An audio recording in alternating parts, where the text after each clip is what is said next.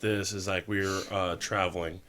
We were at Princeton, and it was one of those matches where like, when you kind of start out good and you win the first set, it was close, and then the next two sets were just like we don't know what happened to us. Like we just were just like getting rolled up. It was like 25-17, 25-15, and then somewhere like as soon as that set was done, we like kind of like were in the huddle, just kind of like talking it out, and like I don't know what happened, but we ended up like winning the fourth set 32-30. And then going into the fifth set, we ended up winning 17-15.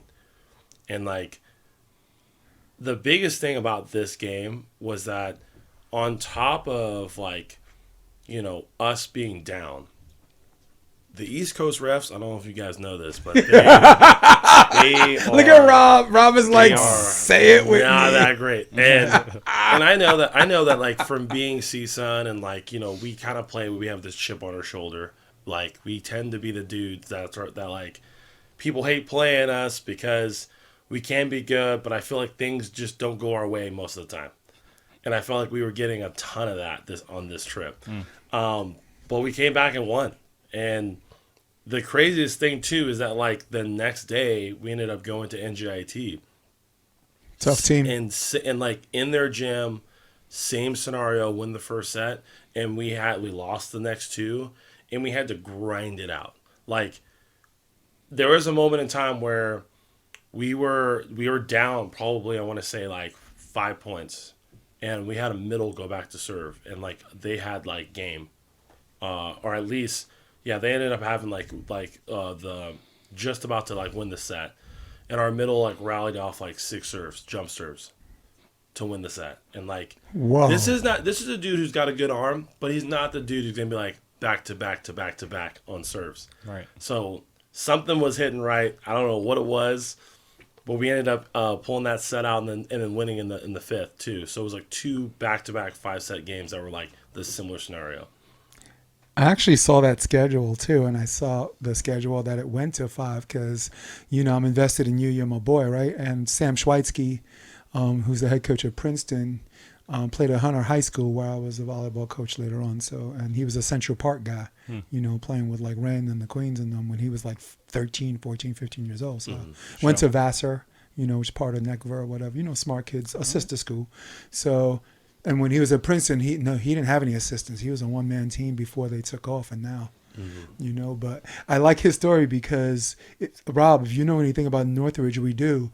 You look on the schedule, and there's some teams you're like, all right, we're going to get that win. But you look at Northridge, and you're just like, you know what? This team could probably bow down and give us all 3 sets, or they can ruin our night.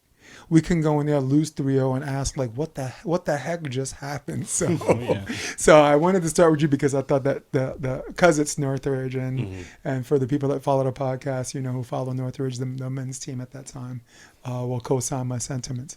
Rob.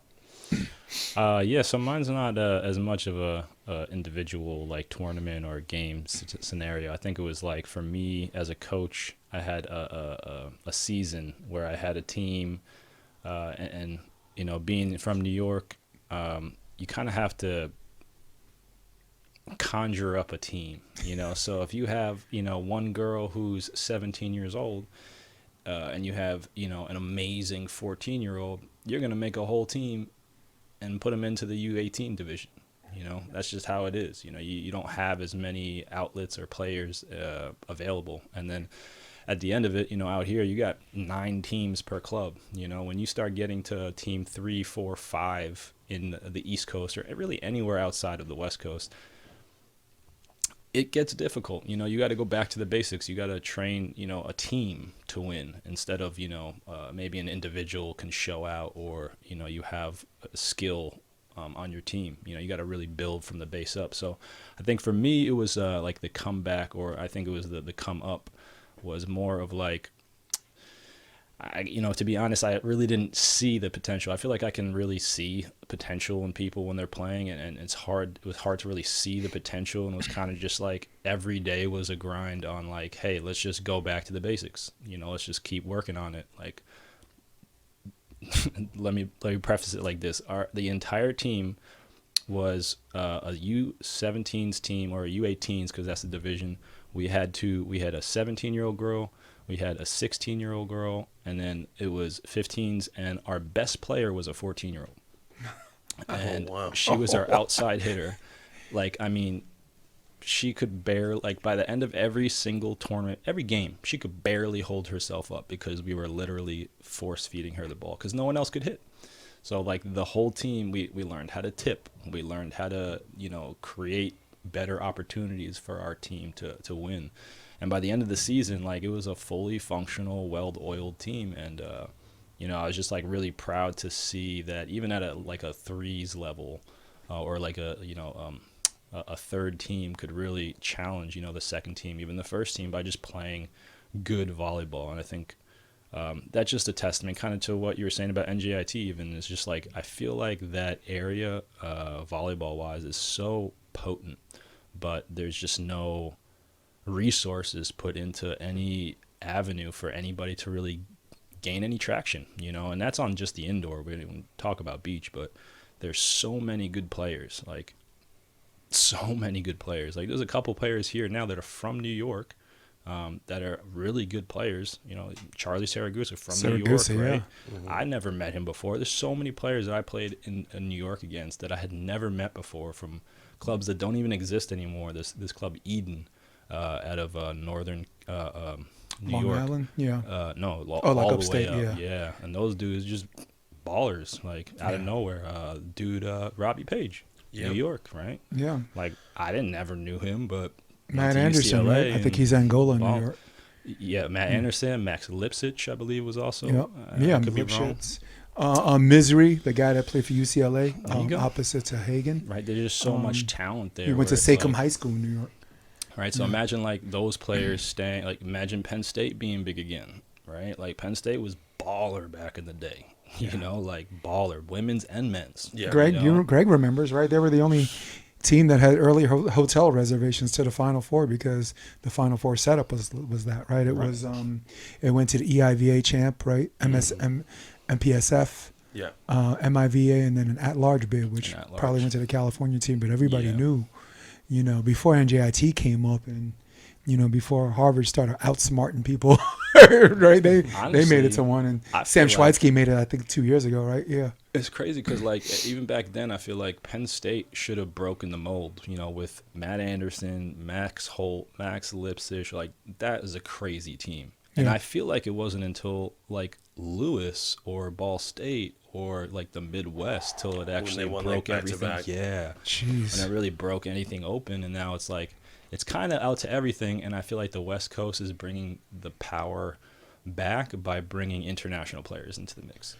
It's a big change. I don't know what to say about it. I don't know what the feeling is, but it's kind of crazy. Like this dude at Long Beach State, like, it's cool for the game, but like this kid's, like, using this team for, like, what, a year? Like, what is he getting out of it? Is he getting, like, schooling for a year? Like, what are you really getting schooled for a year for? So I don't know. It just seems weird to, like, come over here for a year, and I heard he's just leaving after this year and going pro. I don't know. Well, that's what they're doing for basketball, right? It's but what does that mean? It's kind of tough too, because I think that there's a lot of situations where where that tends to happen, and I think that, like, initially there's this whole stigma of, like, a lot of these international players coming to the U.S. because, like, like, they're thinking, like, okay, hey, getting a scholarship, being able to get an education and be able to do whatever, Right. And I think that in that maybe there's a little bit of realization of, like, okay, hey, maybe they're, like, very smart and, like, the education is different where it might seem easier to them. Sure. Or maybe they just rather, like, when they weigh the options of, like, okay, hey, like, maybe school, if English is not a strong language to them, there's a barrier there. There might be extra hurdles for them that they're like, there's no point in me doing this when I could just be making money doing this. That's what I mean. Like, how did they even get them there, though? You know what I mean? Like, it's just... Yeah, so the funny thing is that actually for Long Beach situation, like, they had his older brother on the team before. I did hear and that, he was a big time outside, and like, he was really good. And I'll tell you, like, being Long Beach and him leaving, you're like, oh, dang. But, like, being a team that's in the conference and he leaves, you're like, let's go. Like, right. let's go. Right. Well, and then they get his younger brother, and you just see him crank out a 85-mile-per-hour serve, and you're like, oh, my God. Yeah, they're doing it again. I mean, Hawaii even, just, like, their entire team. But I would say, like, the biggest thing, like, because, like, at least for Cal States, I know that, like, in terms of, like, getting kids that are internationals in, there's waivers that are in place where you can, like, treat them as an in-state. So, like, in terms of, like, what it's going to cost for the school. Oh, like in-state tuition, you mean? Yeah. So, like, there's a waiver depending on how well they do with their school, and also, like, what their language score is. So, if they're doing really well on that stuff and they score really high, then, like, it doesn't cost the program much.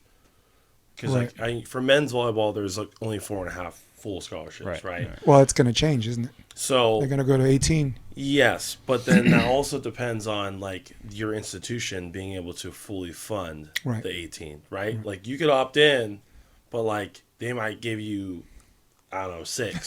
How 7, strong is your alumni program? You know what I mean? So, but then there's also, like, with the NLI money and stuff that's going on, like, some schools have better resources to fund those things. Right. And so, like, it's a whole different, like, race now. Because, like, now when you're thinking about, like, hey, like, would you rather go to a UCLA or USC who has all this money for NLI? Or would you rather go to, like a Cal State Fullerton and, like, like something like that, I hear you. And we're not even talking about, like, outside of California. No, no, exactly. Like, and Louis, Ball State ain't got a chance. Yeah. And so, just good coaches. At least on the women's side, now that I'm, like, coaching women's, it's like, it's crazy. Especially because when you think about, like, how the revolving door is with, like, coaches. Right. Where, like, on the men's side, you see a lot of coaches staying for a long time, and they're coaching these teams for years. Like, how long has Stanford been there? Long time. Forever, right? Yeah. And then you see, like, I don't know if you guys have seen, like, with GCU. Grand Canyon. Their head coach is now going to Kansas with Matt Ulmer. Wow. Well, there's better money there. Yeah. Look, actually, let's hold that thought because we're veering to men's NCAA, but I wanted to go back before we went too far away from the magic moments, and I wanted to dedicate this to one of the people that posted on VCC. Now, this person said they had a player who broke her nose in mid-play in the gold semis, right? Mm-hmm. And instead of doing like the Marsha Brady, like the oh my nose and like just kind of like stop and like everyone's still playing and that person or whatever, this is what this girl did.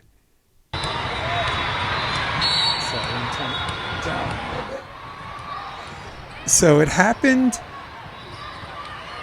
with the libero. She crashed into her, broke her nose right there, right? Mm-hmm. So the girl playing center back and holds her nose with one arm to stop the blood. Digs with the second arm. Uses her free arm to dig. And that's crazy. That was rather studly, right? I don't mean to use masculine terms for a women's game, but I'm like, you telling me the blood was coming and you did this and you did this, and then the next one, the libero shot the ball off her, and she shot with the same hand, and I don't know if they won that rally, but and that wasn't like a comeback thing, but that's the one that got the most traction. I mean, like very very studly of her. That's awesome. So, I want to, we got something good going here, and I want to stay with that for a little bit. I always told Rob, there's this old saying about volleyball, right? If you have good teams on the West, it's the players. You have good teams in the Midwest, it's the coaches. You have good teams on the East Coast, it's the immigration population. Shout out, Colin Henry, where you at? Remember him? His daughter's a phenom, by the way. So keep that Queens College going. So in regards to scholarships, that's going to take care of itself, hopefully. And I think the women are going to 18 and the men are going to match it with 18, right? Now, as far as the money, people having the money to finance that, I think the richer schools have found ways to get people in anyway, right? like USC, I don't think anything better or worse is going to happen to them. Either they're good enough or they're not, right? They've been the hotbed for recruiting. They had the money that went beyond 4.5 scholarships, and they've only had 4 winning seasons in an 11-year period, right? Coached by a Bruin, no less. Jeff Nygaard, who I love and respect, but I don't mean to sound mean, but y'all know I'm a Bill Parcells guy. Either you could do it or you can't. Mm-hmm. So in regards to the foreign players, I think we as Americans, if we're supposed to be the country that pulls ourselves up by our bootstraps, right, and think we're the superior talent, I think we need to act like it. I think, Greg, and I'm going to get you on the camera here, when you have players coming in your program, the best player as a freshman by not neck and neck with the senior and the freshman wins. I mean, by a lot, right? You're talking about this guy from Long Beach State, right? He's a freshman? Yeah. How about the Norwegian guy that played opposite to TJ DeFalco? Remember when DeFalco won? There's that blonde hair guy? Yeah. No one was talking about DeFalco his sophomore and junior year because that dude was balling. That dude, and he ended up playing beach for Norway, but you don't know about anyone else but Norway unless their last name is Mall, right? So Tino Gradina, right? USC came in as the best player as a freshman. The McNamara is not even tall. Came in to UCLA at Pair 1 as their best team. So I like the international players because, one, if we're going to compete with the rest of the world, we can't graduate as the smartest. And then I came out stupid, but we can't graduate as the best of us. Yeah. And then play international ball, and you open the door, and there's a tiger on the other end. Let's get international players in. Let's step up our game as coaches, because all of us are coaches. Let me be devil's advocate. Yeah. Why is there a tiger on the other side, though? Because they have better coaching. And why do they have better coaching?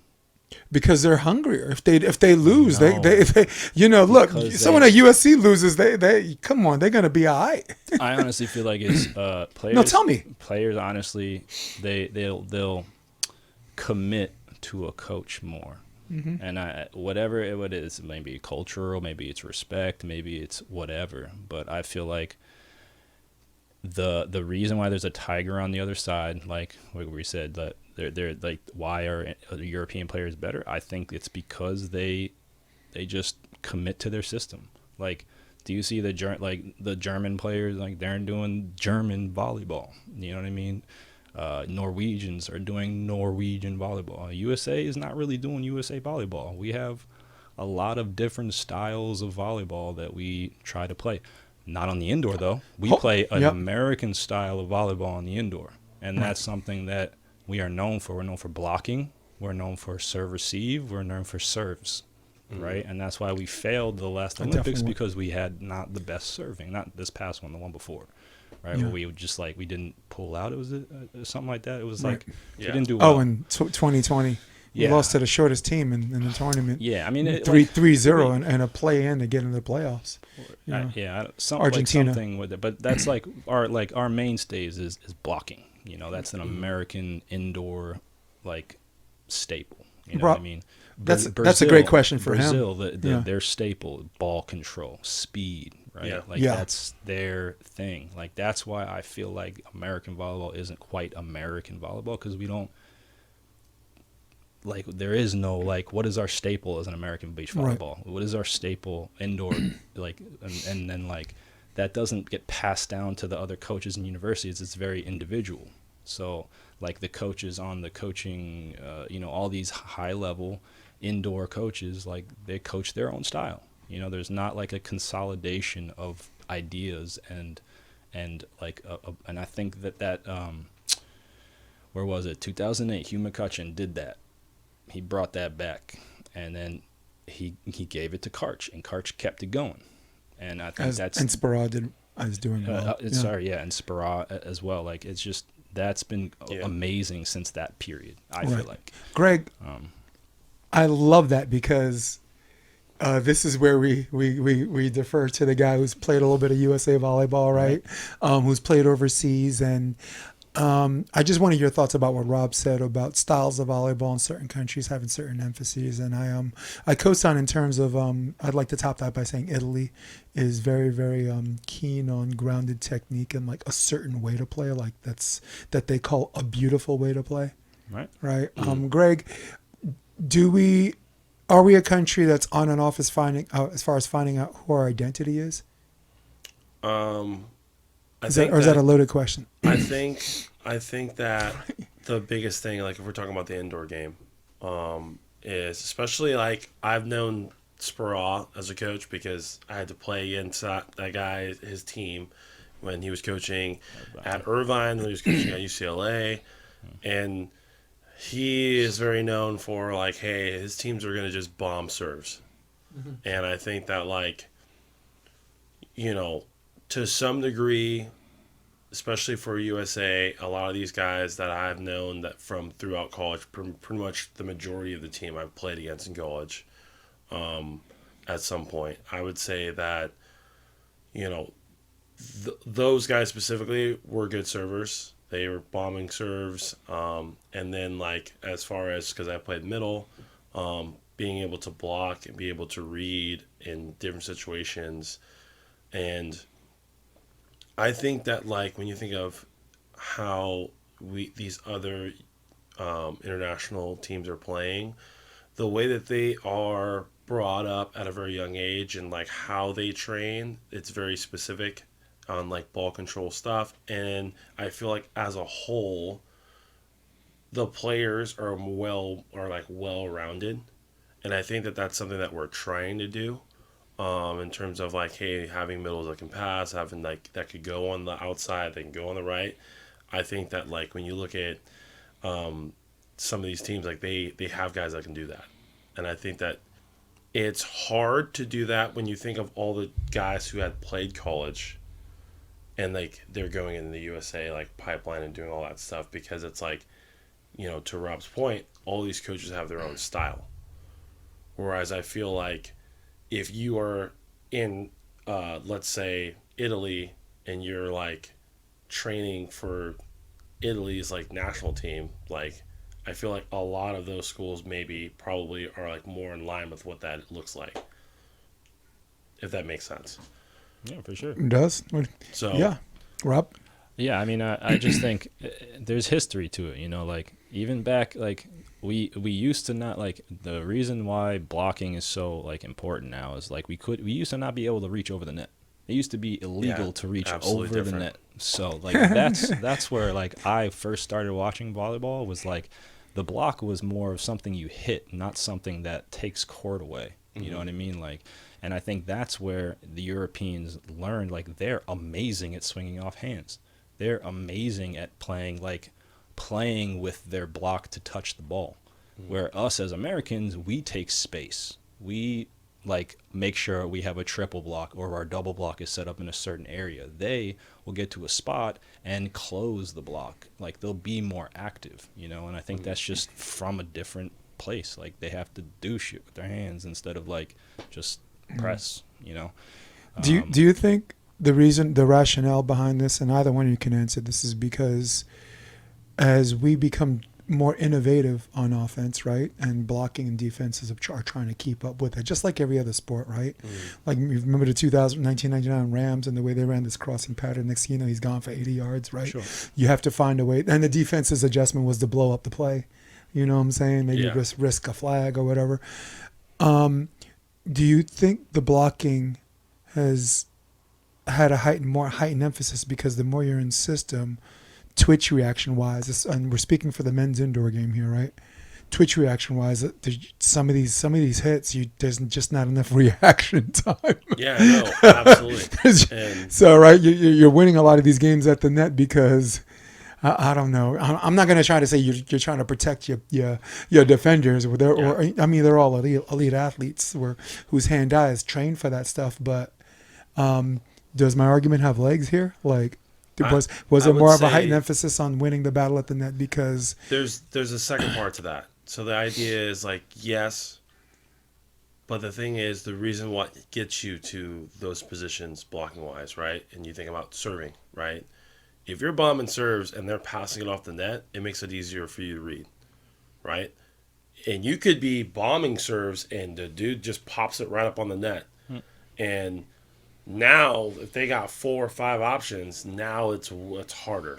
And now you're playing the game of like, hey, let's slow the ball down instead of like, hey, we're going to go get this, you know? Right. And I think that as the game is evolving, like especially when they're working on like the way that they're throwing the ball and power tipping and swiping off the block, like there's just more things now that they can use to be creative to use that, even in those situations when, you know, it looks like, hey, block's already lined up, it's hard to attack, you know? And it's funny because you like look at how all this stuff is and it's almost like, you know, hey, you got a good approach. All right, hey, I'm just going to bang the ball as hard as I can, high hard to the corner. Boom, no defense. Okay, hey, I don't have a good approach. At least now I'm being a little crafty. I'm going off speed. I'm recycling the ball. My team's working on digging this ball up, and then we're trying to put it somewhere else. So, but I would say that, like, yeah, the biggest thing is just, like, the blocking, to some degree, it turns into, like, you guys, like, making schemes, right? Like, you're thinking, like, hey, if they pass the ball in this situation, we're gonna make this move and make them have to go somewhere else. Right. Right? Like, we're gonna go play floor, hey, left front, you're gonna help out with the middle, everyone else is gonna go get this outside. Reverse the flow or force them to reverse the flow or something. And you could do everything right. And it still lose the point. Yeah. Right. So it's tough, I would say. And we try to do that a lot in the college game. I think that, like, at least from the CSUN men's side, like, we were doing a lot of that, just like we're like working on just different plays and different looks, just to like get the other side to like second guess a little bit. And sometimes it plays in your favor, sometimes it doesn't. But like you'd hope that like at least the serving is consistent enough to get you good looks. Right. And it's crazy. It's wild because I have like an elite beach coach here and I have an elite indoor coach here that are offering different perspectives on how to play defense. Like for Rob, right? You know, defense in system, not you're really playing the shot game, right? You're really trying to figure out where your defensive posture is, maybe via scouting your opposition or just like a default way to play defense against elite teams, right? So you get that more from the Diggs perspective, and I'm not devaluing the block because you do need an aggressive block because he's the only one up there, right? There's no 2-man block in beach, right? So you have to allow this guy just enough court freedom to go after the hitter, but at the same time commit. Yeah, I mean, I think honestly, it would be amazing. I got to let you guys know. It'd be amazing to have more of the beach indoor crossover because I really feel like beach visually is something that needs to be applied to indoor a lot more. Like the 2-man game being played in a 6-man, like it's like basketball. Like if you do a 3-man weave, you still got 2 guys on the other side to do other actions. You know, just don't leave them out there. So, I like let's say this, like being a middle blocker and being able to communicate with your middle back, or having that angle perspective that you're saying, just give them enough. That's something that can be used in the indoor as a middle back defender, you know. But I think a lot of it is just like there's better, like, and I'm not trying to be like, what do I know? But I think there's the thing that the USA really misses is what we brought in 2008, which was 2 ball control defensive phenoms in the back middle court. Like Reed Pretty was just an animal, and then Riley Sam was the second libero, and then we had Rich Lambert. Like, that was some of the best defense the U.S. has ever played. Freaking baseball players make good liberos, don't they? I've just been waiting and wishing for that for a long time. Like, it's tough because we've always had just more offense and more offense and more offense. And to your point, I think that, and this probably to the coaching idea or the ideal, what we're trying to make USA Volleyball into, which makes a lot of sense with if we get tougher serves, we'll get better reads, we'll get more blocks. That's where we get real points. That's where you win games. So, again, it's like diving more into the ideology. But, like, we got serves in spades at this point. You know what I mean? Yeah. I think we need to diversify a little bit. Like TJ to Falco, like What an I don't know what absolute they're doing stud. with him, man. I don't know what they're doing with him. I don't know what they're doing with him either, I but don't know why he's not on the court every single point. Like again, I don't know if there's information behind the scenes about like maybe it's not work, like maybe it doesn't work because they have their 3 outside rotation, you know. And for me, what I was just asking for, you know, I don't think any one of them really like fulfills that. I think they're all great at kind of doing the same thing. You know, they're all great offensively in their own ways. You know, they're all bigger guy or longer players in their own ways. But like the defensive mindset, his wheels like are turning. and like the passing to involve everyone else, I think is what I'm waiting for. You know, and I don't know if that's coming down the pipeline anytime soon. Yeah. But I would say my biggest thing about that piece, and there's a lot of things that like, you know, like you said, like there's information that we're not getting, and I think that a lot of it comes down to chemistry between players, like when you see in the gym when you're working hard and you can see, and you also just being a good teammate.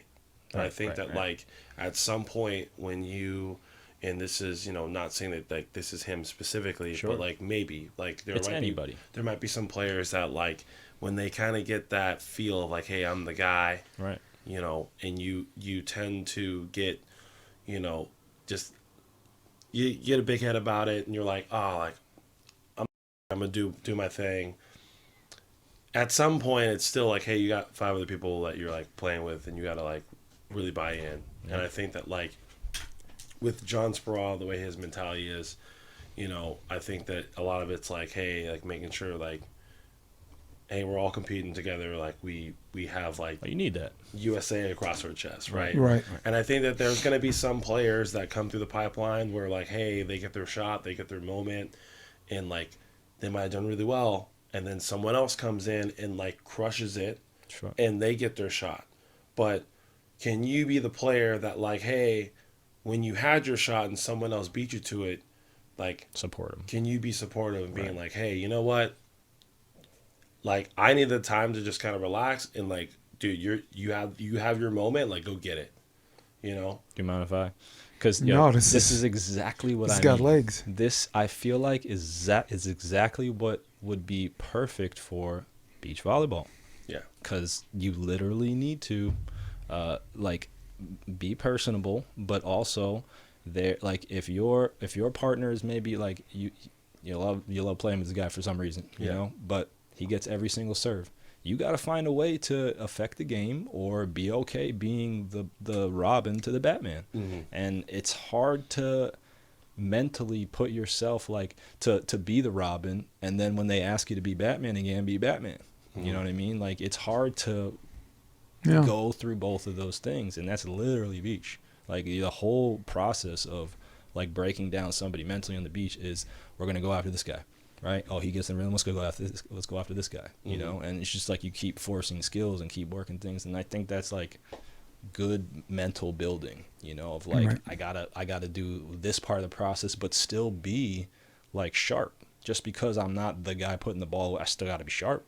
I still got to give him the opportunity to put it away. So it's like I think it's just interesting how those things come together. Like they're seamless, but I still always believe that beach and indoor are two totally different sports. Mm-hmm. You know, like soccer, football, like has the same name, but it's not the same ball. You know what I mean? So. Yeah, and I think, you know, to your point too about, you know, because like the biggest thing, like when we were talking about like indoor, like and specifically like USA versus international, like a lot of, at least for college, and when you get to college for indoor, like there's only so many hours in a practice, and the drills tend to be a little bit more specialized. Right? Like, I remember being at CSUN, like, way back when, and, like, it's like, hey, the first hour you're doing serve and pass, and, like, you know, I'm just working on my serve, and then, you know, we might do some, like, defense off the boxes, I get my 5, and then, hey, I'm doing blocking and hitting, you know? Right. And so, it's like, it's hard to like get to a point where you're like, all right, hey, like now you're going in, now you're passing, like, right. Like anything that I wanted, I had to like do it on my own, kind of like on the side. Right.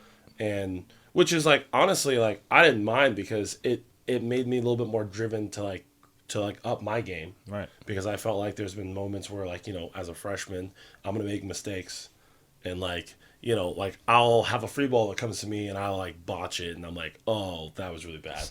Right? Right. Something like that. And then, we have like 3 courts across the gym and we'll have a serving machine on one end. And like, I'm just like, hey, like if we're doing 6-on-6 and I'm not on in this drill, I'm like, hey, like give me a few balls really quick. And I'm just going to work on just a touch.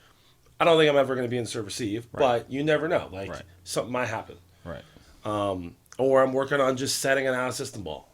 Right. And I feel like, getting the best of what you can, like is going to be big. And I love that point, when you have a partner like, hey, if they're just serving your blocker every single time who doesn't pass really well, and you're the guy who has the ball control, and you're like, all right, well, I'm just hoping that I'm the guy that's gonna have to be running around putting the ball up, right? But bad you're pass, good pass. But in that, you're like, hey, you know what? I'm gonna put up every set that I can and give him an opportunity, right? And you just have to be encouraging, like, hey, dude, I don't care where you put this ball. You put it high in between us, I'll make it work, right? And giving him that leeway. And then like the flip side, like he's the one running around, like it's very unique. It is. And I know that there's games that are won and lost when there's that disconnect. For sure. And it's tough because especially like it's like, hey, you're already battling against 2 people against the net. You're already battling against the forces of nature. Right. Like you don't need to be battling with each other now. Exactly. And it's funny because that you can like if you just flip it like that's the element's always there for both teams, so let's just call that a null, right? Yeah. And then if you're going against 2 people on the other side, let's call that one team. You have one opportunity to have somebody to support you. You know what I mean? If you can't support yourself, I mean, you can skill it out, you can do it out, but you gotta, work as a team to beat the other team. Mm-hmm. And then you'll see, like, as soon as you work as a team and that team's not, you're literally 2 guys against 1 dude. And then if the other guy doesn't help out, you literally feel like that guy's not even on the court. You're just serving one guy and he's failing, and you even feel bad, but that's what it is. You know what I mean? It's a very weird concept. Yeah. Absolutely. This had to be the longest I've ever shut up in 230 episodes of the podcast. And what an interesting dynamic you guys had. And normally I'd leave it alone, but I can't resist. I'd like to start with Greg. I have this flashback of Greg playing with Torrin Jeffries, right? Mm. And he told Torrin, he's like, look, I'm a block line. And he says, on defense, I literally just want you to stay in the cut. He says, because the line over, he says, I got a beat on this guy. And Greg has good penetration in the beach, grass, anywhere, 4s, volleyball, Planet Mars. And Greg is, it was weird because Greg is usually the guy that can give up control or take control. So it was very rare that he said something in it and just really just wanted his partner, like, we can win if you listen to me, right? Because usually Greg is like, I'm down to do whatever, right. And that's what also that. By the way, that's what made him a good coach, because you're a better listener, right? Instead of a talker, right? This is why you guys are better coaches than me, because God blessed you with 2 ears and 1 mouth, so that's God's way of saying you should listen more than you should talk. So I'm always feeling that. But you told him, just stay in the cut. He says, because the line over. He says, I got 12-year-olds that can just walk up to the line over and pass it. The only chance that this guy can beat us is if he hits hard cut or sharp cut, right? And it's just this simple thing, this dynamic of what you guys might have been alluding to is in regards to giving up control and taking control on what's best for that situation. Mm-hmm. So that's what I wanted to say about outdoor. Indoor, you went to Hugh McCutcheon, right? But the thing that Hugh McCutcheon and Marv Dunphy and like Karchin and crew had in common in '88 was their role playing of the 2-passer system.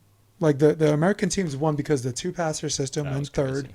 Well, rivals of the liberos, right? Like Bob Stavertli got best passer in the tournament, Rob, and it's because Karch didn't get it because they never served him because he was better. because he was right. Riley Salmon, right, didn't even play NCAA ball, and he's on this team, the team captain no less. Not really the most explosive hitter, but you need him to use a block, right? He could use a block, and that's the game against Serbia Montenegro, Game 5 when they needed him. He was on the podcast. We were talking about that before. We said, oh, bam, bam, and then on the go ball for match point, right? So, but the two most important things, and I don't want to veer too far off. One, the tandem of two outside hitters where one is more explosive and one's a better ball control have been the ingredient to gold medals. Absolutely. Jiba and Dante, right? Can Jiba be the more explosive hitter? Yes, but he knew that wasn't his role. That was Dante's, right? Jiba was the team captain. Jiba was the team leader. You need him to use somebody, right? Brazil. But do you understand that we see this historical association or this pattern, this chronological pattern of the tandem of two outside hitters where one guy knew his role and the other guy knew his role. It's still happening now. Yeah. I mean, Japan, their resurgence is because not only because of Nishida, I can't remember, Nishida is his first side, right? I mean, that guy was still sick, but once they had their outside, now I don't want to get their names wrong, but Ishikawa, I believe it is. Yeah. Oh man, like if you got two outsides, you control the game. That's just it. Like, and but consider this: like Matt Anderson and Reed Pretty were both OHs, right? But those are two explosion guys, right? Oh, I don't. No, but 2012 Olympics. Before he played opposite. This is my favorite stuff because don't make me make hot takes. I'm gonna make hot takes. No, but in 2012 in the Olympics, those are the OHs before Matt Anderson went opposite. Matt Anderson's best position. And those, opposite. Sorry. Right? No, but that's what I'm saying. But that is the point. No, but the point I was trying to make, you didn't have a ball control guy, and it caught up with him because the Italians, who were technically better, beat him 3-0, right? Right. 2016, putting Aaron Russell in when Reed Pretty, who might have been injured, but was also 5-1 against the Italians, right? You might want to leave Taylor Sander in there because Reed had already assumed his role as the better passer between him and Taylor Sander, and Taylor Sander was the more explosive. How are we doing so far with that? Yeah. Right? So that's right. And I thought that might have been a coaching mistake on John Speraw, and even though they said Reed was hurt, he did play the entire match against the Russians, so he wasn't that hurt, right? Yeah. And so I'm not trying to bash right now who's not just one of the best coaches in the history of USA volleyball, but like this absolutely fantastic ambassador of the sport. He's a good administrator. He's a great coach. He cares about the sports. He puts boys club on the map everywhere you go. That man he was about that life. So him as the CEO, right? So I'm gonna do the praise thing for a minute. Right. So he deserves it, but I'm a Bill Parcells guy, and I gotta call it the way I see it. And I thought that was a coaching mistake. But as a fan, we have an opinion. But the last thing I wanted to say, and I'm just having so much fun listening to you guys, I would like to land with this: the ability to face a good team and know that they're going to do some things that are going to embarrass you, right? And to just say, "Hey, forget about it. Next play," is golden. Again, 2008 when USA beat Brazil. Well, first of all, Serbia Montenegro first. The Russians, David Lee rescued us in Game 5, right? Block, and then one, and then the block, and then the chuck, by the Russians, they got away with it, and a block. But Brazil, they put Dante opposite, and they put Murillo and Jiba to spread the pins. Worst choice. And they got housed. I know. But I saw Murillo hit a ball. Oh, the one down the line? The camera, like the frames per second, the camera couldn't even keep up with it. And you guys seen some hard hits where everyone goes, oh, and screams. But then when someone hits hard where like the crowd, it's silent and there's kind of this mumble. Because there's this, oh my God, in a way they've never seen before. Mm-hmm. And for the USA to just say, hey, let's forget about it. We knew things like that were going to happen. But we believe in our system. As Rob was saying, right? Yeah, easily. And good systems beat good players, and they weathered that first set Brazil and won the next three. They won system. 4, I think the whole idea between like the system and being able to you essentially have to have faith in it's gonna work. Yep. And regardless of hey, whatever it is that you think that you see, because I think that a lot of it, at least being me as a middle, being at the net, we tend to be too close to the play. So you, I can imagine. So your eyes, You played middle too, right? your eyes play tricks on you a little bit, right? And it's like the setter's job to get you to fake, right? So you have to kind of like be like, hey, that's not what that is until it is what it is. And so, yeah, it's really funny because like I think like as we train, like for example, like me training our middles, like when the pass is on the net versus being off the net, what do you do with your hands? Right. Right. And a lot of younger players, and the ball gets really tight, they tend to want to go like this. And if you try to jump, like max jump with your hands all the way like this, it's going to be really hard. It's gonna might get ugly.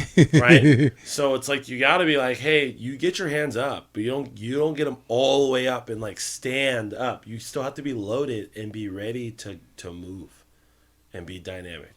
And so that's the one thing that I think is so funny because like when you're trying to train these kids that they're just so antsy because you're like, but the ball's in the net and you're like, yeah, like it was a good pass, but now it's your job to like to decipher what the setter's going to do with it. Like you can't just like jump with the middle, right? Unless you know that he's been burying volleyballs, right? And then you're like, yeah, and like if your coach tells you to commit, that's when you do it. Favorite thing in the world, bro. Right? Like, don't commit with the middle who they have not set one time or jumps like this high, and you're like he's not their go-to, you know? Well, you might not get set the middle at you, but for me, when I was playing middle, big dudes are like, oh, what? I'm going to go get this guy. Yeah. So I was easy commit. I was like, whoop, on this side. Yeah. So technically, like, it's so cool having both of you here because Rob, if you look at his build, like he doesn't have the stereotypical build of a middle, but I've seen him play indoor and outdoor, and he can defend middle. And there were some beach games where you had to tell some of your taller counterpart, you're like, hey, you know what, this play, I got an idea, I got it, right? And the very next play, you get the block. So it's so cool having that conversation versus, like you said, hands out, hands forward, when to go after the ball, right? Yeah. When to make the wall, when to fill the lane. So many moving parts for indoor volleyball. All right, let me ask you this: as a middle, what was your favorite part, to hit or to block?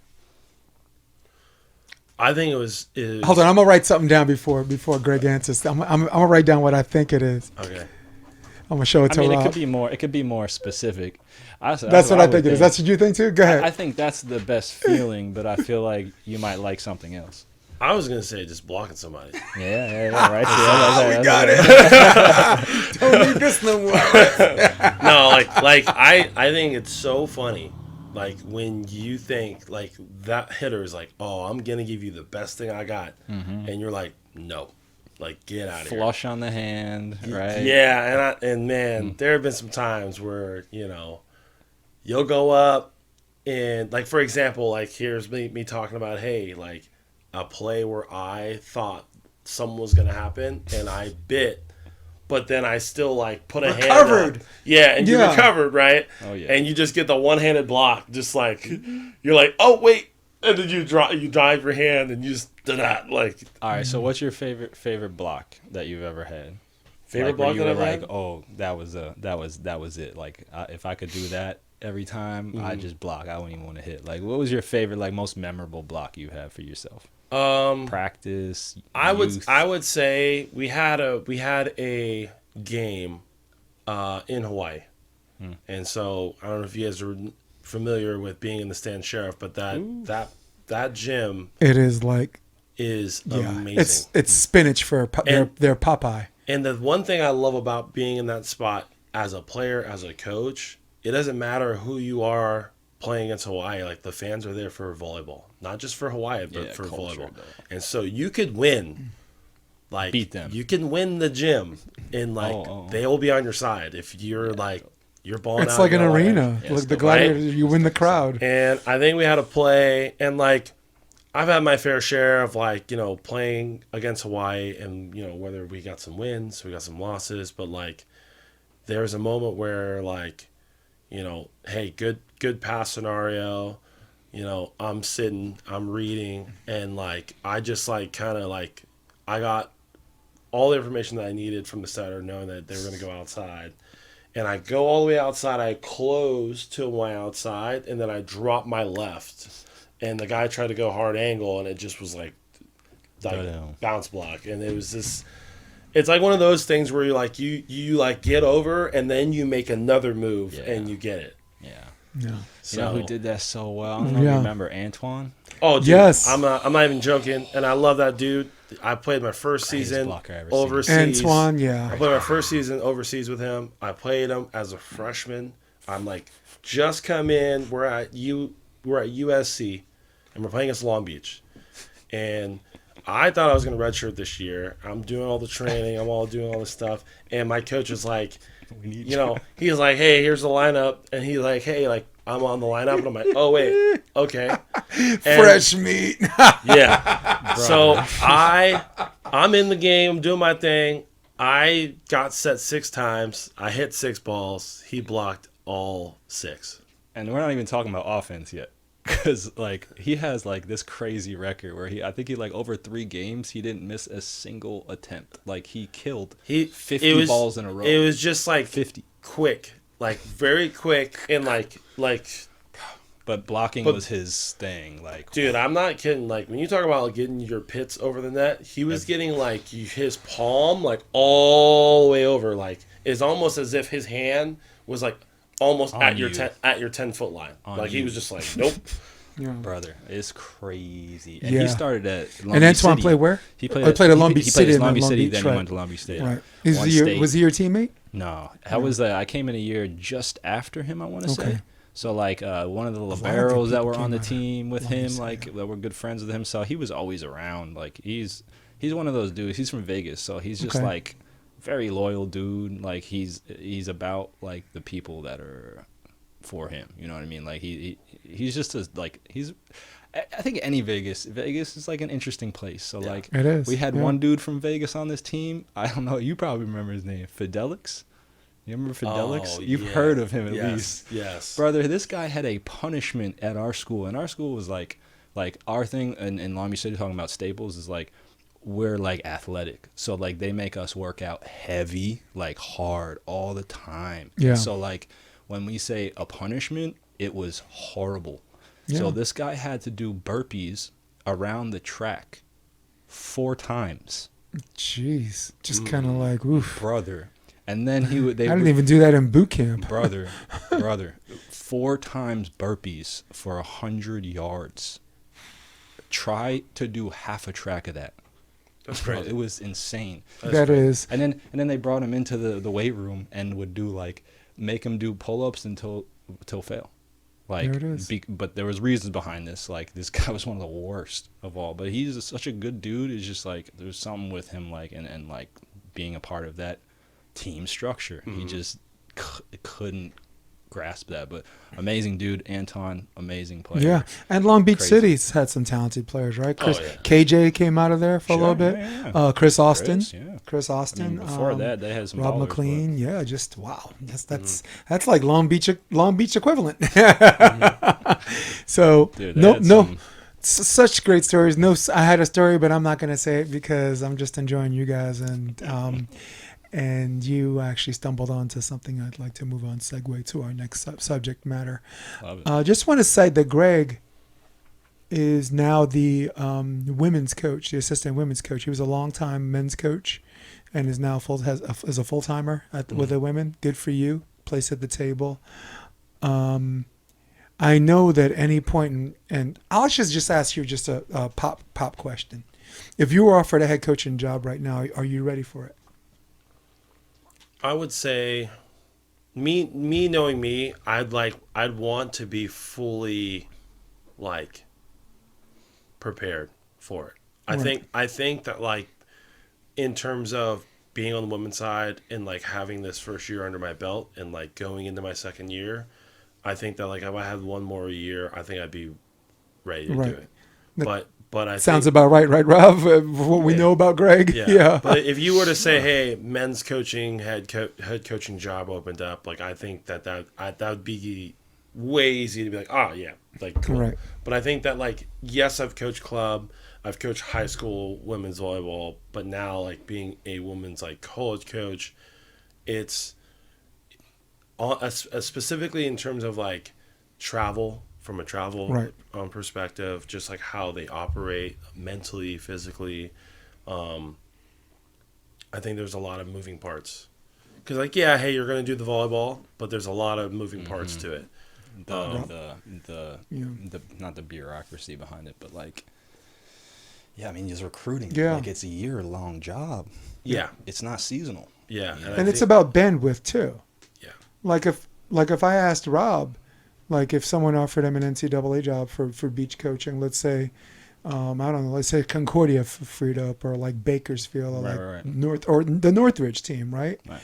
Rob would probably say yes and no. I'm not going to speak for you. You're in the room, but Well, I'll tell you I'd like you to exactly take what over. Yeah. I'd say I'm probably not as ready yet as Greg would be. Like, I'm still in like a player phase, like trying to compete and stuff. That's just not like it.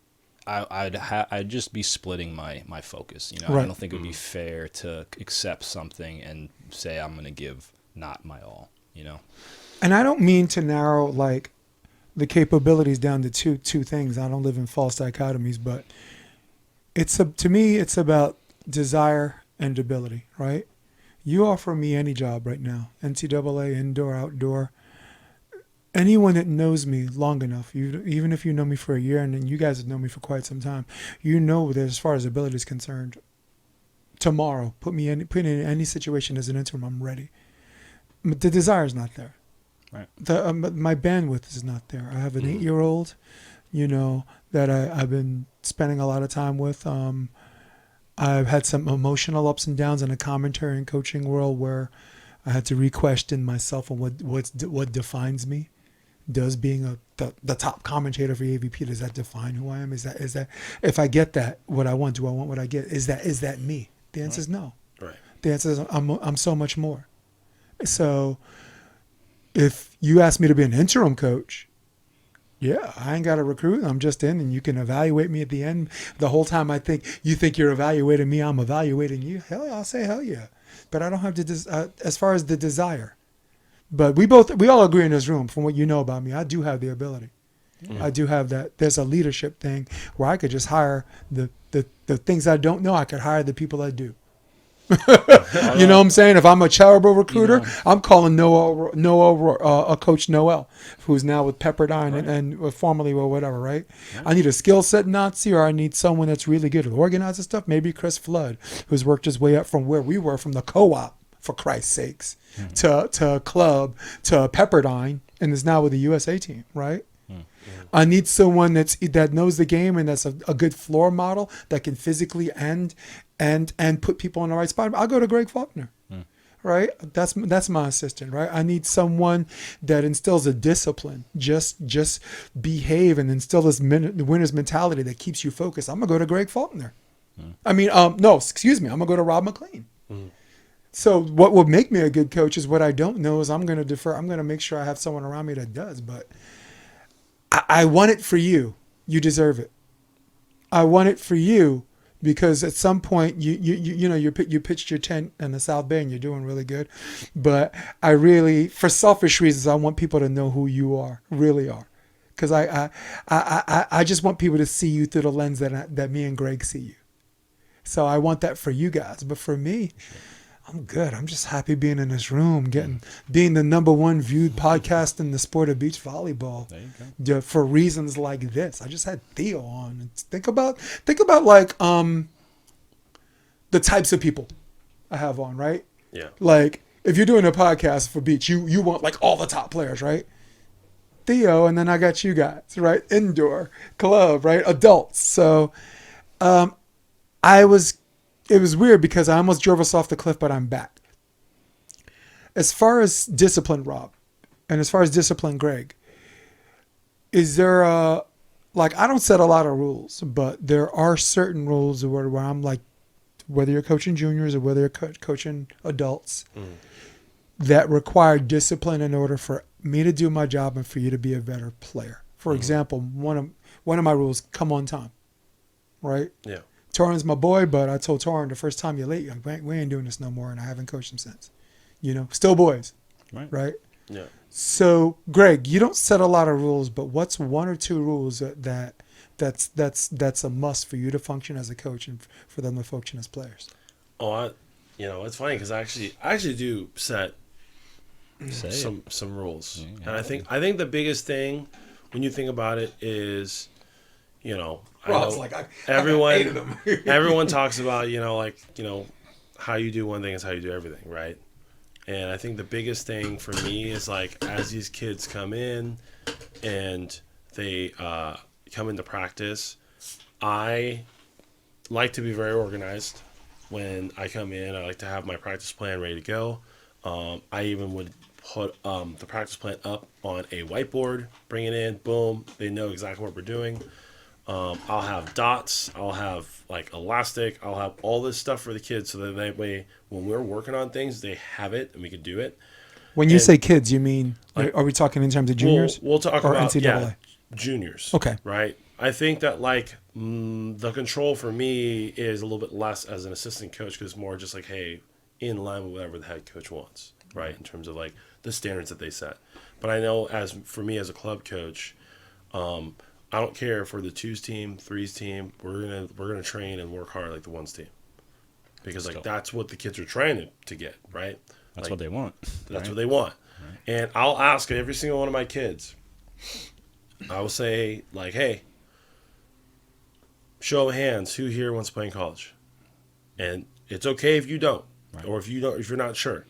I like that. And they, kids will raise their hand, whatever, and then I'll go, okay. What if I told you that in order to get there, all you had to do is make your bed every single day? Right? You asking me? I make my bed anyway. Sweet. Well, you know what I mean? Like something as simple as that. Right. You get up every single day and you make your bed. Right? That translates to, hey, every time you show up in the gym, right, you have your stuff on. That translates to every time we go to a tournament, right, your backpack is against the wall in a line. Right? It's very simple things. And if you do it really, really, really well, it just kind of floods into the rest of your life. Right? It's all about just being disciplined and being able to execute a simple task over and over and over again. Isn't that cool, Rob? Like making your bed in the morning. I mean, look, I'm ex-military. So for me, like when you made your bed, congratulations, you just completed the task before you went out and saw other people, right? And from a personal perspective, no matter what happens the whole day, you could have a bad day. You come back home, that bed's made. You just feel a little bit better when you lay down. So, and I didn't mean to simplify what you were talking about. You were talking some chop wood, carry water type stuff. For sure. Rob, you have a set of rules. What are they? I mean, I don't really have rules necessarily. I have disciplines, and I think of more because again, I'm not necessarily. This is going back to what Greg was saying about like assistant coaching. Like I coach privates, so I don't really have an allotted amount of time to really create the atmosphere, So I think a lot of it is more just giving whatever your 100% is that day. I think that's like my non-negotiable, is more like I don't care how fast you go. I don't care if you need a break, but once you go at whatever speed is challenging or it doesn't have to be a certain mile per hour, right? Like whatever we're trying to do it to the best of your ability. I think that's like more of like my kind of discipline because at the end of the day, like, if we're doing something new, to kind of break that boundary of I'm not sure what I'm doing, I'm not sure what it looks like, and I need to know what it looks like in order to perform it in a better manner. I think I like to break that boundary as a coach where I kind of want them to get outside of their comfort zone and try this new or trust in this new whatever it is to perform a new task and just surprise yourself. Like that's like a huge concept for me as a coach. It's just like I want somebody to either grow 1% or just be surprised that I didn't even know I could do that, And I think that's like my biggest discoveries, Because, Yeah. I only get like an hour. I might not even see that person again for another 2.5 weeks, so it's just a different aspect where I really want them to gain something out of it. And like a lot of stuff that Greg was even saying, like, or I think everything that a coach should say should apply, be applicable to life, right? So everything Greg was saying, it sounded like he was wanted to say it for volleyball, but it also sounded like things for life. Yeah. Right. So Yeah. it's the same thing. I want to stay with you for a minute on that because you're coach. You not only coach juniors privately, and you were in organized club situations. We had the time of our lives at Endless Summer, right? Yeah. Doing special things. Natalie Miskowski, good luck today. I know you're out there in Hawaii. May you do good things, right? Kaylee Jones, Leah Black, who I thought was your personal project. We can go on. She did great. And Greg will enjoy this question. They're teaching adults who already play. You might run into adults that have a technique where they got better doing it what we would call the wrong way, right? Mm-hmm. So they showed this significant improvement and they have this technique, and they might not be maximizing their potential because they got better at doing it this way, right? Way, yeah. For example, Phil Dalhauser, right, is a goofy foot, right? In the perfect world, maybe someone who wasn't just looking from the waist up, watching a jump, might have watched his steps, right? Sure. But at the same time, as a coach, you're not going to come in and say, Phil, you need to fix your steps. That is what it is, right? I mean, best player in the world, right? Tina Gradina, Lion King, all of these people, like Dane. Dane tried. Don't think that Dane was on this very podcast saying like, dude, it goes against all the biomechanics, but you know what? I tried. I mean, that's nice of you, but I would probably mention Karch before I mentioned Tina Gradina. Yeah. But yes. Well, Karch, I love Karch because he was an interchangeable. But that's the whole point of it. Like, that's even crazier. Yes. Is that he was a perfect approach and changed it only on the right side, went back to his approach on the left side. Like, that's wild, Greg. So, yeah, I'm just saying, like, Tina's doing great. I think I might mention Karch before I mentioned Tina in this realm of goofy foot. But it's just to that. I think it's more of what if somebody did give, because this is something I have with one of my clients who I work with recently, is like, we tried both, and guess what? He's better as a goofy foot. So sometimes it's just biomechanically that person has done something for their whole life. I'm left-handed for everything I do, but for some reason I have perfect footwork and I have great touch in my right hand. So why would I use my left hand? But I Matt could Anderson do both. too. Right, sure, there you go. He does everything left-handed Madison McGibbon. except play volleyball. Madison McGibbon, right? Broke the shoulder, did the other way. Why would I go back? So it's really, again, I think it's to maximize the player, right? So if they're capped, right, at whatever they are because they're doing it a certain way, guess what? There's 7 other skills they can get better at. Let them hit that way, and then maybe they can be a better passer and a better setter and a better defender and a better blocker, and then we can fix the hitting when they want to fix the hitting, right? But if not, just let them hit a great high line or hit a good cut shot or do whatever, like, weird thing, and once they break their shoulder because they're not hitting right, we'll fix it. But you can't force what somebody doesn't want to change, Greg, are your wheels turning on this one?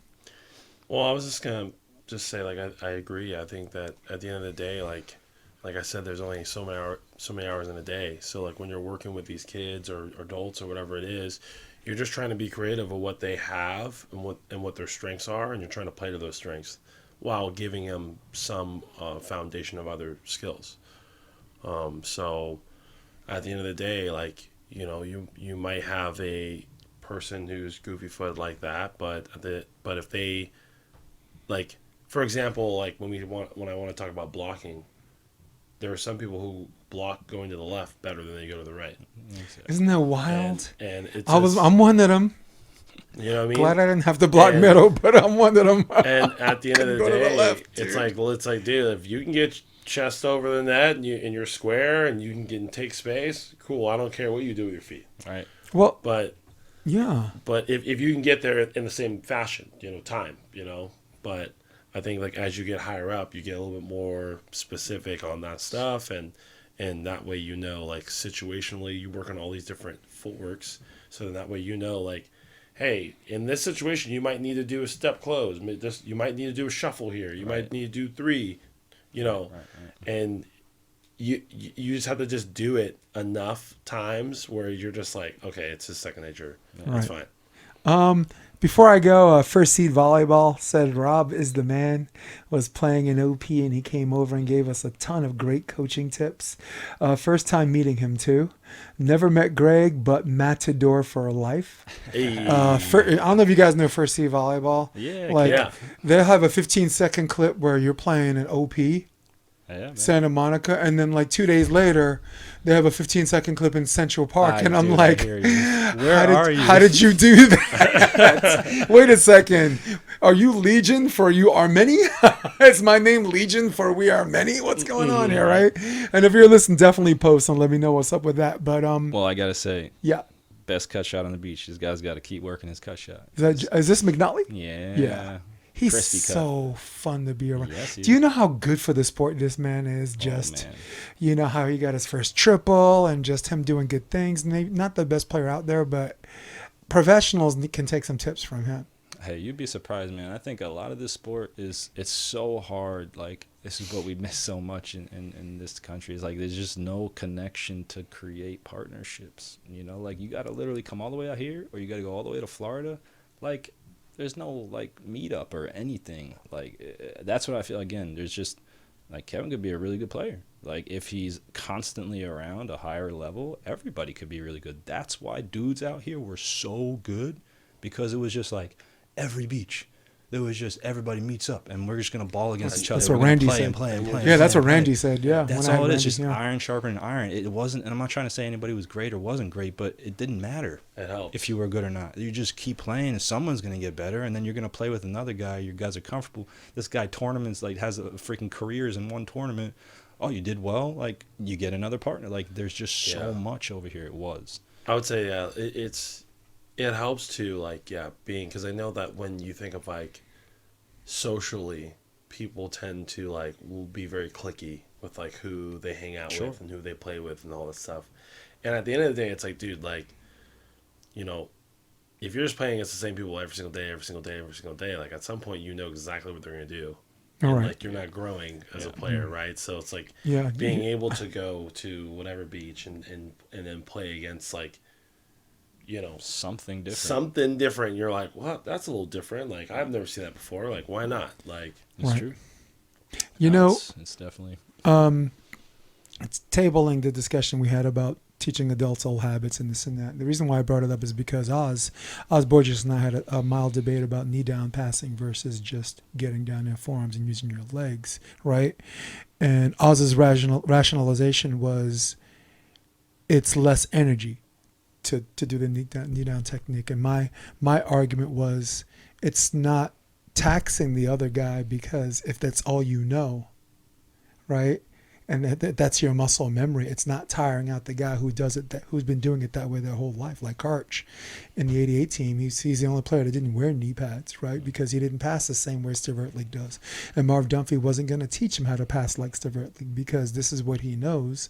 And again, if it's not taxing your gas tank and it's not taxing you, if it's what you identify with, and like you said, if it hasn't hurt you yet. Like you were talking about, Rob was talking in terms of just like, yo, your shoulder, dude, your back when you land, dude, your right knee, because you're not landing on both legs. Take care of yourself. So you were talking about something more important, but the reason that even came up was because of something that was more technical.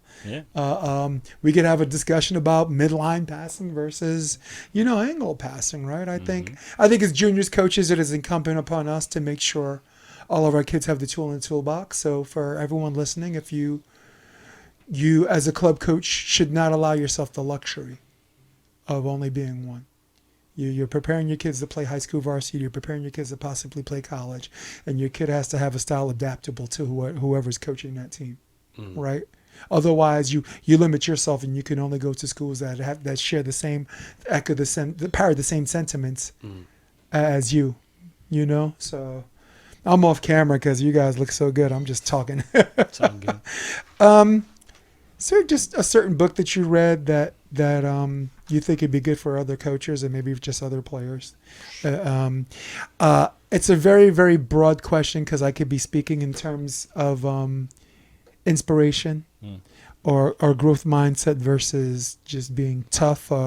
So I'd like for you to answer impulsively, Greg, like the first book that came to your mind that you thought would be helpful for some juniors coaches and some adults who are playing and players.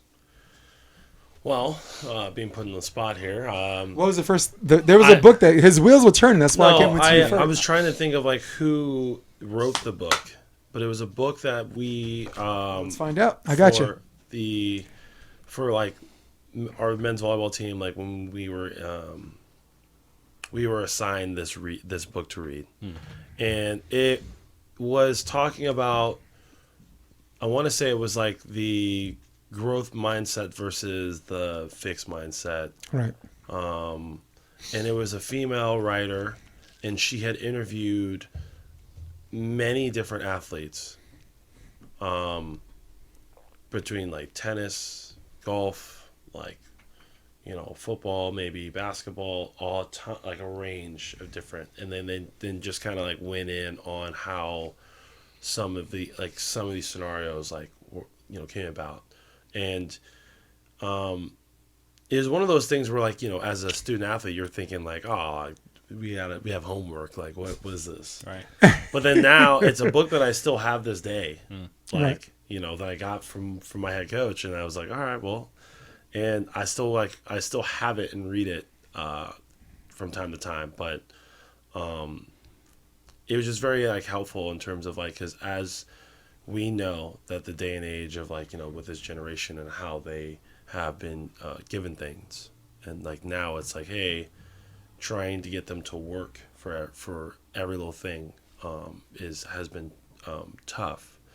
And I think that in reading this book and understanding like the way that they process things, and they assume that like, hey, like, hey, I'm a great jumper, like I don't need to lift weights that hard, like I just do it naturally. You're like, okay, like, but you got to be able to do that from the start of season to the very end. Like you weight train mostly to like maintain and like sustainability, right?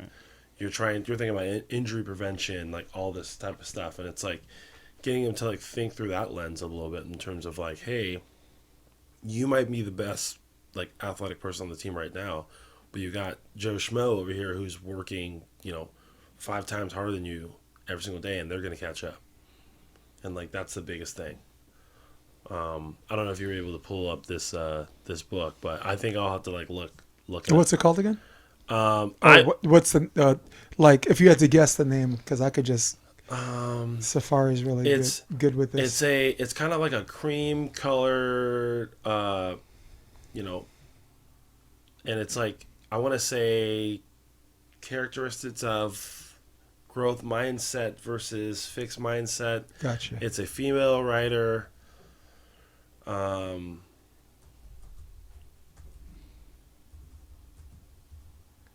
Pretty sure you'll probably like. We got it.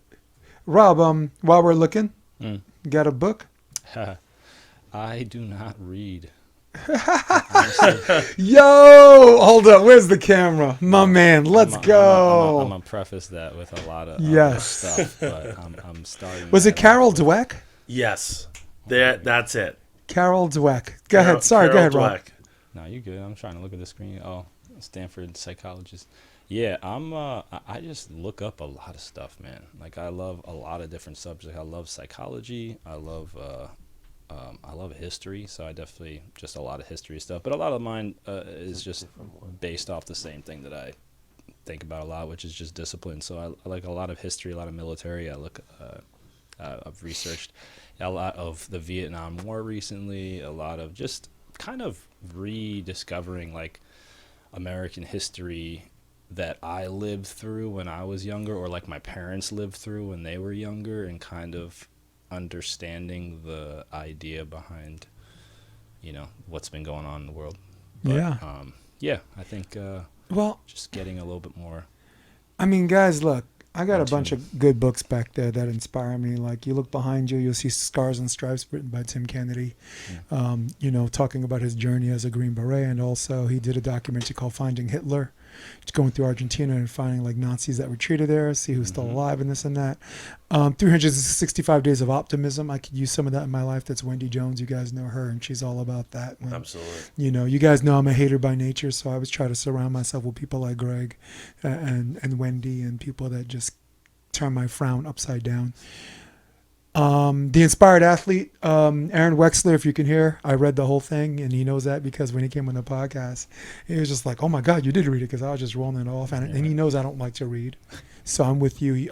This reading is, I don't know, reading is for school people. Don't say it. Yeah, for school people. I would read if I had time, man. My brain is so Bandwidth. overactive. If I would start reading, I just wouldn't stop. And I've done that multiple times. I've read like literally a full book in like 3 days, and it's like not healthy. So it's like the opposite of Netflixing. So this might shock you guys. I'm going to go with Laura Hildebrand's Unbroken. Unbroken was a movie, but it was written by her, and it was about Louis Zamperini, this guy from the 40s who I think ran like the first 4-minute mile or something like that. He was this Italian kid that wound up on USC and then wound up in World War II, right? In his plane crash, he wound up on a raft and made like this raft, ran out of water, ran out of supplies, you know, the sunlight, the cold, the sharks, survived all this stuff, finally landed on an island. Thank God I'm not in the sea anymore, but the island's in Japan, and now he's a prisoner of war and just got beaten and almost killed. And just this guy's journey to hell and back, where it would have broken some people, right? And for him to just keep getting up and keep getting up really demonstrates to us as no matter what you are, if you're a human being and if you're breathing and if you have the will, it demonstrates that it's not about getting knocked down, but it's about how many times you get up and you keep getting up and you keep getting up. And it's very Captain America-esque. It was like my personal favorite superhero because to him, if you feel like you're right, you don't move. You plant your feet and you tell that guy, no, you move. So, but Unbroken, very easy thing to remember, right? You don't feel like reading it. It's a movie. And when I read, the only way I can actually read and survive is I typecast the people in my head. Yeah. So Unbroken, I had Adrian Brody. He's just really skinny kid, track and field kid. You know, you're starving, you're on a raft, right? You're going to be skinny. So I was very, very inspired by that. Greg, what would you, right now, there's another Greg, a clone that came along that's like, okay, you're 32 right now, something. Yeah. 22-year-old Greg, 20-year-old Greg, what would you tell your younger self? Tell my younger self? Yeah. He's like, well, don't drink so much. No, I'm just kidding. No, I would say, I would say to my younger self to spend more time with family. Oh man, you took mine. And we're gonna cry. Tears, man. And look, I will say, we're with you. I know that we had prefaced this podcast of talking about being positive and all that stuff, but I think that this is in a way positive because, I felt like, I've always had the opportunity of like having friends close nearby, and I think that like with volleyball and different things that I was doing, I felt like family to some degree like took a back burner in a way. And I think that it took, in 2022, like, I ended up losing my dad. And I think that there was a lot of things that were put in perspective in terms of like, obviously like health is a big thing, right? But I think that also too, like using the time that you have with family and just like really just like enjoying it. And I think that, when I think of things like, my mom lives up north, and it's like I love her to death. Like she's awesome, and I know that like she will push my buttons because she wants me to be the best version of myself, and I know that sometimes I can be very stubborn, and like there's been times where like, hey, I'll go and visit her, and I'll get annoyed, and it's like, but hey, like she doesn't know me better because like, that's what mom does, and I think that like when I went this recent time for Christmas, it it felt different because it was just like, this is great. Like I needed this. It's totally fine. It's good. And I think that like since that moment, there's been a lot of good things because like my life has been in a different lens, Right. But more importantly, to add to the family part too, is just, be able to be okay with asking for help. Because Amen. I think that like to, my point of having family, sometimes like I've been used to being a lone wolf and just kind of doing it. Mm-hmm. And then like very prideful, like, hey, like, nah, I don't need that. But it's okay. It's fine. Yeah. Man, I was gonna say, if you make me cry, I'm gonna slap you to sleep. but no, I do appreciate that. You do have this finite amount of time on this planet, right? Mhm. It could be a good time or it can suck, and if it sucks, you have to fight like hell to change it as if your life depends on it. Because Absolutely. at the end of the day, it really does, right? Mm-hmm. Bobby, Bobby McGee. I think. I don't want to go on the same thing, but I think for me it was just like just being more present. I think especially because when I was younger, I left New York to go to California to play in volleyball. I'm away from my family. I go to Canada after that, after 3 years. I visit my family in New York every year, but I go to Canada for 6 months, then I go to Europe for like 2 years. So like I've been away from my family for probably like 10, 15 years, in terms of like every day and all the time. So like me communicating with them is over the phone, or in a FaceTime, or and then when I actually am around them, like, and again, like I've had, we have experiences. Like me and my older sister would fight. Me and my younger sister, like she'd be annoying sometimes. It's all different now. So like just sometimes like the nostalgia of like what was kind of comes up, and it's like just to again be present and just kind of enjoy and make these new memories instead of expecting something to be, or wanting it to be a certain way or it to be perfect. It's just perfect as it is, instead of trying to conjure up this amazing memory. So like I was talking to my family recently, and all my family went to Florida. I had been there a couple months ago, so it's okay, but they went to Florida, and my younger sister was talking to me, and she was just kind of like, there's all these people, like I'm not sure what to do, like there's just a lot of energy in like a small house. It's like all my grandparents and all this stuff. And I was just like, like go make a memory.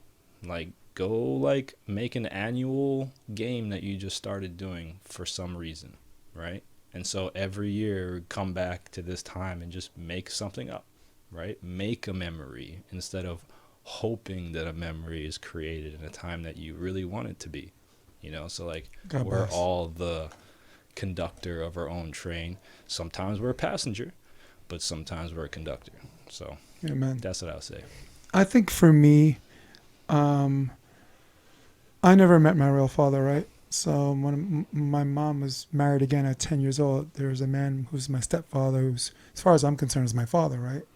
Because it's the only male figure you know, right? And, Same. yeah, and where we grew up, Rob, like if you don't have a male figure in your life, you as a kid are gonna find one, right? And as a kid, that might always, where we grew up, that might not always be the right choice, right? But this dude is an iron worker, old school guy, come on time.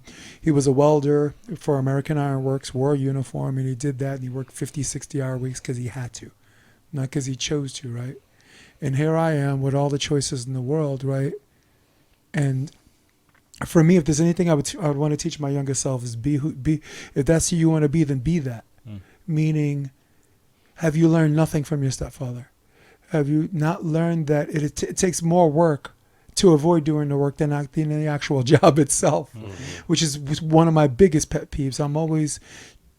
It's weird because why is it my impulse to cut corners on something that I know I'm taking a chance that I'm going to have to come back and do the whole damn thing over again. So this man taught me that. And if there's anything I would tell my younger self is, have you learned nothing from your father? Father figure. It is that more, is, yeah. don't put something off that you know is not going to go away. The ironwork and the work we put in is basically, it's like your telephone bill. If you don't pay it, a month later, it's still going to be there, and now you got to pay more. And now you're more in the hole when all you had to do was not cut corners and just. I don't mean to simplify it to a phone bill, but you guys kind of get what I'm getting at, right? And that's what I would want to tell myself. Please don't put yourself in a position where you're going through all these ups and downs. I graduated college, but that was my third time. College is my third go around, right? Mm-hmm. I was at BMCC first, Borough Manhattan Community College, because when you join the Army with 15 college credits, you have 2 Army college funds instead of 1, the GI Bill and something else, right? Mm. Went to Hunter College, right? But I was there only 1 semester. I just wanted to play volleyball because I know Greg Romulus is there and Justin Stack was there, and I thought it would be a good chance for some D3 guys to kick some D1 behind, right? Because that's that talk about a squad of undersized people that can take your lunch money. Jeez. Mm-hmm. The Denny Moy. I could go on the lineup. Greg Romulus, who still holds the record for kills in a match, 61. 61 for 98, 5 errors. In a match we lost, by the way. That was in Sports Illustrated. But dropped out. Finally ended up finishing school. But man, wound up in depth when all I had to do was graduate Hunter for free. Mm-hmm. Because CUNY schools they're still cheap, but they were cheaper back then. Mm-hmm. So don't cut corners and tell yourself it's more work to avoid doing the job than the actual job itself. You guys got me on that. Y'all feel me? Sure. Mm-hmm. Cool. I know you guys are hungry, but and I promised I wasn't going to do lightning rounds, but because I haven't seen the both of you together since episode 1, we are going to do it. I am going to set my clock. All right, but it's got to be like lightning, though. It's 1 minute, 60 seconds. All right. Where is it? 60 seconds. Right there. See it? Yeah, I see. All right, cool. Favorite comedian, guys? Chappelle. Oh, yeah, Chappelle. Last good book you read. We already did that. Last good movie you watched at home or in the theater? Oh, Wicked. I watched... Dang, well, the last movie I watched was the Captain America movie. Nice. Nice. Marvel or DC? Marvel. Marvel. Pool or beach? Beach. Pool or beach. I'll take pool. I'm down. Ah, my man. Lord of the Rings or Harry Potter? Lord of the Rings. I'm a Harry Potter guy, honestly. Bourbon, vodka, or tequila? Tequila. Oh, I'm a bourbon dude. I'm a vodka guy. Look at that. Favorite sport outside of volleyball? Oh. Basketball. I go MMA. I like mixed martial arts. I like... I think Rob loves some football. Yeah, I'm down for some football. Favorite action film star growing up? Arnold Schwarzenegger. I go Bruce Willis. He might go Jackie Chan. Right? I don't even know. Action star. I don't even know. I can't even answer that. I don't even know who. All right, guys. Doesn't matter. We have time's up. Yeah, over. Blow. All right. So, Greg, any finishing thoughts for you leave? Any, maybe promote some women's volleyball a little bit and NCAA women's. I would visit the Matador site. What's up? So I was thinking back to the book. There's a book that I received from one of my players from club, her dad, who's a basketball coach, and he gave me this book. I haven't fully gotten into it, but it's been on my desk and it's like in my cubicle, and I'm always like, all right, I'm gonna start it today because I like to like fully dive in, and I hate having to like be interrupted. And I just don't have the time in the day to like sit there and do it. Rob's like, do you see what I'm getting at, dude? I can't deal with that. But it's called Range.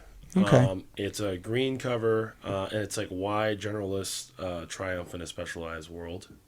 It's by David Epstein, and it like just on the cover itself, I think that it just really promotes like being able to adapt.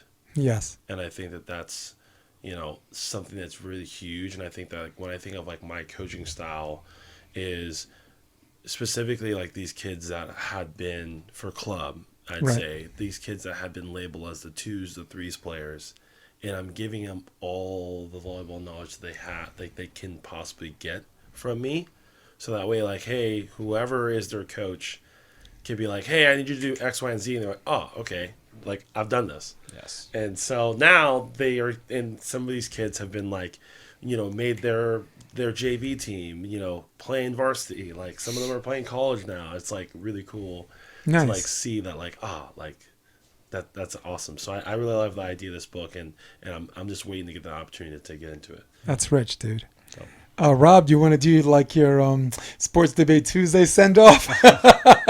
Well, I was gonna say, actually, for like coaches out there, because this is like a philosophy I love to like coach with. I always say, like, try to leave the players like better, so the next coach can improve on them, right? Like, so going back to the theories we were talking about like everybody has their own way of coaching.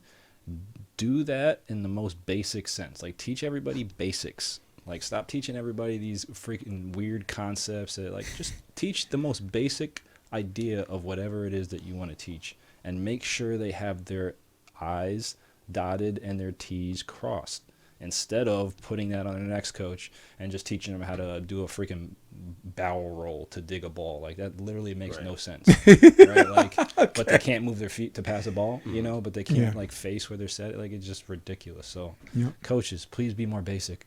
I like that. I would add to what you just said, because I think it's so funny. I felt like every single club team I ever had, I had to teach rotations. Thank you, right, bro. And it's so funny because it's like I never got the kids that already knew it. Like, I got always the kids that were new to volleyball. Every single year. Yeah, like they're all new to volleyball, and like they just need to know, like. And I thought it was really cool, like, having the opportunity to do that, though, because now anytime that they like were like, oh, I know, because like, hey, if I wasn't here, like Coach Greg had the team do this, like, and in a sense you can hold them accountable. Like, hey, I want to get you in the game, but like, I need you to know exactly where you're supposed to be in every single rotation and where everyone else is supposed to be. So then now you can be a good teammate, and like, if you see someone else out of place, you're like, nope, you need to be over here. And it takes just that. And how many times you see that in juniors where you're like, they do like that minuscule, they're like, hey, and they get it, and then you're a team again. And it just again promotes the right things. Yeah. For me, I'd like to finish with one more story. Kristen Johnson said, my 10s team last year was down 14-4 in the third set. We tied at 14 up. The other coach signals a timeout. So we come off the court, and that coach says he never called timeout. So we're rushed back on the court, and we miss our serve, and then we almost lose the match, but subsequently win